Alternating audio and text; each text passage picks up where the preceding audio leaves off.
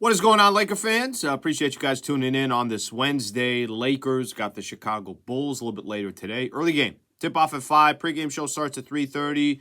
Myself, Travis, will do our show. Obviously doing a little Lakers talk daily right now. Mason Island will do part of their show, and then we'll get right into the pregame show. Please subscribe to the channel if you have yet to subscribe to our ESPN LA YouTube channel. Of course, a lot of content coming up on here, and it typically starts with a little Lakers basketball conversation. So let's do this. I'll preview a little bit of the Lakers and the Bulls just to give everybody a quick idea here. So Lakers 15-12, lost 3 of their last 4 games. Chicago actually coming off a win on the road in Philly, which is a little bit surprising there. They're 11-17. That's their overall record. Not really a good team at all. But what I want to spend time on this episode is think about how much the conversation has been around Zach Lavine and rumors about Zach Lavine and the Los Angeles Lakers. I heard recently he would also look at a trade with the Sacramento Kings. But the Lakers have been kind of the foundational piece in conversation over the last couple of months of, will Zach Lavine end up with the Los Angeles Lakers? So I'll throw this out to Laker fans. I'm only doing it because they're about to play the Chicago Bulls that were, obviously in a position here to where Zach Lavine and kind of seeing what will eventually happen with him and if he'll eventually get traded, would the Lakers be in the picture of it? So, Laker fans, do you want to see Zach Lavine as a Los Angeles Laker? Do you think Zach Lavine would be part of the present that can help you win a championship right now, but then also somebody that you think can build with Anthony Davis to be a part of the future? The reason why I say the present and the future, well, his contract is 5 years, $215 million. He's making this year, it's the second year of his deal. He's making $40 million this year. Next year, he's on the books for 43. Following year, on the books for 45. Then he's got a player option in 2026, 2027 for just under $49 million. So if you're getting Zach Lavine, you're getting Zach Lavine for a long time. You better believe that this guy is somebody that can help you win, not just in the present, but in the future as well. I read a report. Chris Haynes was saying that the Chicago Bulls would 100% ask for Austin Reeves in any type of deal. And then I read another report from Chris Haynes that, the Lakers would also not be interested in trading Austin Reeves. Well, it takes 2 to tango here. And I'm not telling you that Zach Lavine does not have talent, because he clearly does. Zach Lavine also, from just a strictly stats perspective, this year, 21 points a game. He's been out.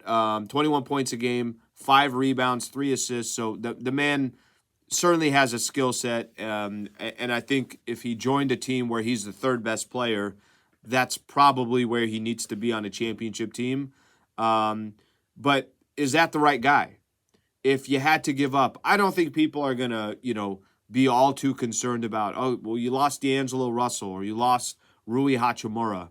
And I'm just using those 2 guys because those guys would be eligible to be traded after January 15th. And they also have contracts that have some money to them that you would feel like has some value to another team. I don't know if the Chicago Bulls are just saying we want a salary dump and we just want to get Lavine's contract, get rid of Lavine's contract. But I'm sure they want some talent on the other side. I'm sure they're going to want some draft compensation. I'm sure they would be looking at a guy like Austin Reeves and saying, well, if we're going to grow this thing and start over, well, can we get some players that we actually believe in? So I think for me, I'm not as sold on Zach Lavine for the present and the future, and it's nothing really that he's done wrong. I just think that if one day LeBron James decides to call it quits, I don't like the future of a Zach Lavine and an Anthony Davis, and those are the 2 guys that are going to go be competing in the Western Conference Finals every year. I know you need more. I know the Lakers would get more, but I'm not sure if those are the 2 guys that I'm okay with to say, let's use these 2 guys moving forward. For the present, but that contract, you can't really think of just the present. You got to think the present and the future, because he's got 4 more years attached, including this year, that player option at the end. So he's going to be around for a long time. But for the present, okay, it could be interesting, right? Zach Lavine, if you gave up, it was Rui, it was D'Angelo Russell, and then pick another player. Maybe it's Gabe Vincent, or maybe it's Taurean Prince. Something like that, and Austin Reeves is not part of the deal. If I'm Chicago, I'm wondering why I'm doing that deal anyways. I'm assuming that there are better deals out there. But if you ended up having a team for the present that is LeBron James, Anthony Davis, Austin Reeves, Zach Lavine, and then whatever other players that you have left that you didn't send over, okay, that's an interesting squad there. He certainly instantly brings a punch on offense, certainly can go get you buckets, certainly takes some pressure off of LeBron and Anthony Davis when it comes to scoring. I still think there's other things that the Lakers need. I think it's clear when Anthony Davis doesn't play in a game where he goes and gets rest, the Lakers really have no size or effective size that's out there. Jackson Hayes is okay. Christian Wood hasn't been all that great.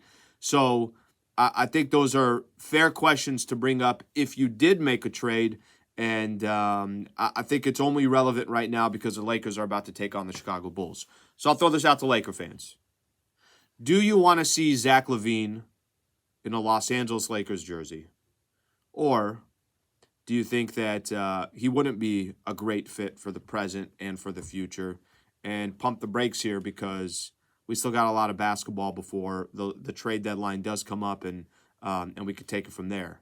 Now, I will say it was a very disappointing week for Lakers basketball to go 1-3. A 4-game stretch, I thought they were going to go 3-1. So the conversation's always going to be there if you need to make changes, especially because the Lakers are in win-now mode, and they're always in win-now mode.